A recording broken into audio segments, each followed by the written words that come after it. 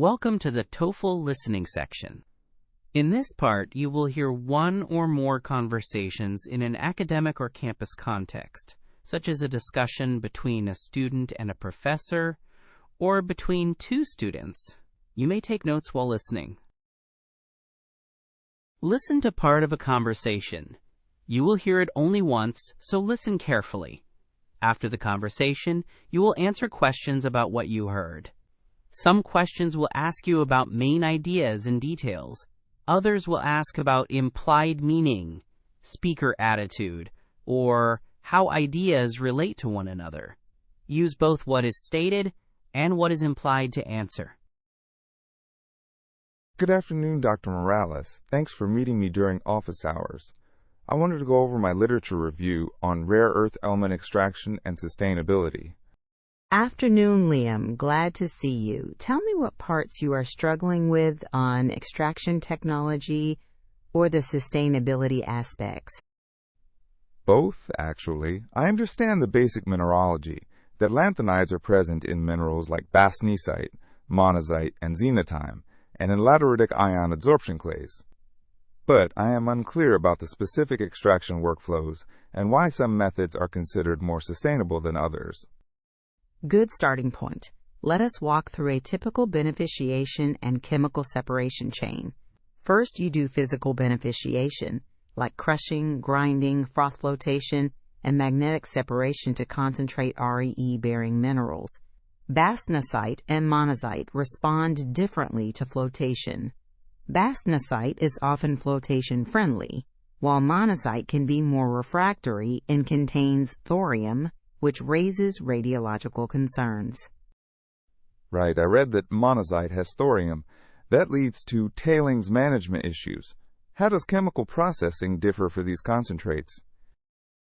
After concentration, chemical extraction depends on the mineral. For bastnäsite, you may use acid leaching or alkaline calcination, followed by acid digest. For monazite, you often need controlled chemical digestion and careful handling because of thorium and sometimes uranium.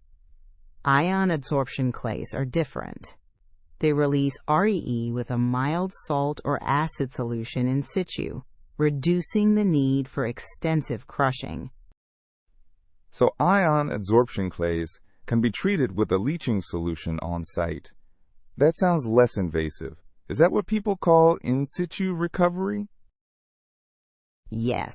In-situ recovery for ion adsorption clays means circulating a weak ammonium sulfate or acid solution through the weathered profile to exchange REE from clay adsorption sites. It can lower surface disturbance and reduce tailings, but it needs strict water management to avoid contamination of groundwater. I see. You mentioned chemical separation after leaching. How are individual rare earths separated after they are in solution? That is the hard part. Because lanthanides have very similar ionic radii and chemical behavior, solvent extraction or ion exchange is used. In solvent extraction, an organic extractant selectively binds certain REE ions. Plants use countercurrent multi-stage extraction to progressively separate them. Sometimes tributyl phosphate or organophosphorus reagents are used, or acidic extractants like HDEHP for specific pairs. You said countercurrent multistage. Does that mean dozens of stages? Exactly. Because the lanthanides are chemically similar, solvent extraction plants use dozens of countercurrent stages to separate them to battery-grade purity. That makes the process energy-intensive and solvent-intensive, unless the facility is designed for closed-loop recycling of organics and water. That helps me understand why separation is so costly. From a sustainability perspective, what practices can reduce the environmental footprint of extraction and separation? Several practices. One is closed-loop water recycling to minimize liquid discharge. Another is improved tailings management to immobilize radioactive elements from monazite, like encapsulation or regulated disposal. Also, Using lower intensity leaching agents or bioleaching can reduce chemical usage. For some low-grade ores, biomining using acidothioBacillus or other microbes can mobilize REE under controlled conditions, lowering acid consumption. Bioleaching sounds promising. Did you mean acidothioBacillus ferrooxidans? I saw a paper that used microbes to help with rare earth recovery from electronic waste as well. Yes, acidothioBacillus species are commonly studied. They can oxidize sulfide matrices and change redox conditions to release REE in some contexts. For aggregates like electronic waste, microbes can assist by bioleaching or by producing ligands that complex REE. But scale-up and kinetics remain challenges. You mentioned encapsulation for thorium in tailings. Are there real-world examples where companies balance production and sustainability successfully? There are case studies. The Mountain Pass mine in the United States reconfigured its processing to reduce environmental discharge and increase recycled water use. Lynas in Malaysia invested in cracking and leach circuit controls and built tailings stabilization for monazite residues. In China, the Bayan Obo complex uses massive processing, but has significant environmental legacy issues that newer projects are trying to avoid by using better containment and emissions controls. It seems regulation and community engagement are part of sustainability too. Absolutely. Environmental monitoring, public reporting, and benefit sharing with local communities are essential. Sustainable mining is not only about lower emissions, but also about social license to operate. For my review, I should highlight technical barriers, such as separation complexity and social environmental risks, and then propose mitigation like closed-loop systems, bioleaching, and in-situ recovery where suitable. That is a good framework. Also discuss supply chain resilience. Critical elements like neodymium and dysprosium used in magnets are in high demand for renewable technology. Recycling of magnets and substitution research are important, but primary mining will still be necessary. Emphasize metrics such as energy use per kilogram of RE produced, water usage, and waste radioactivity levels.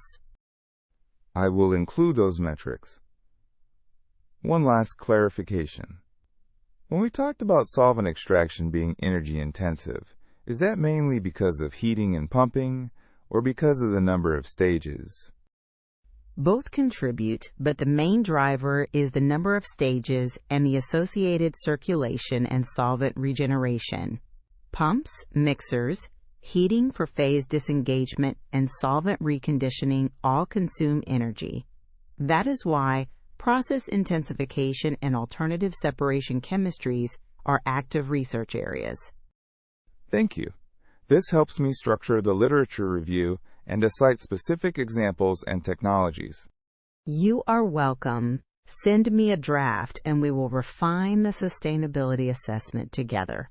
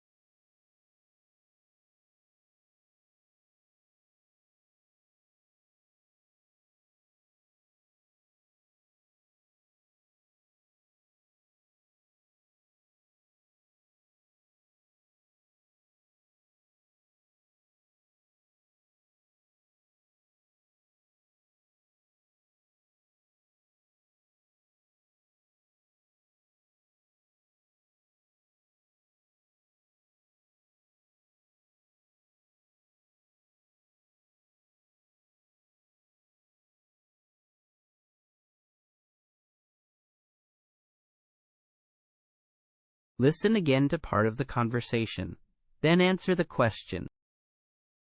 Because the lanthanides are chemically similar, solvent extraction plants use dozens of countercurrent stages to separate them to battery-grade purity.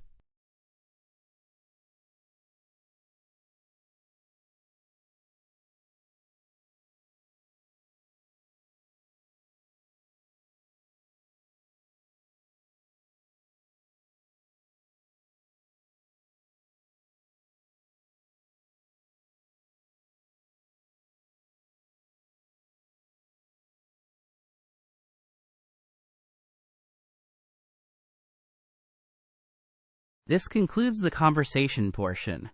For more TOEFL practice tests and study materials, visit Spinta.org.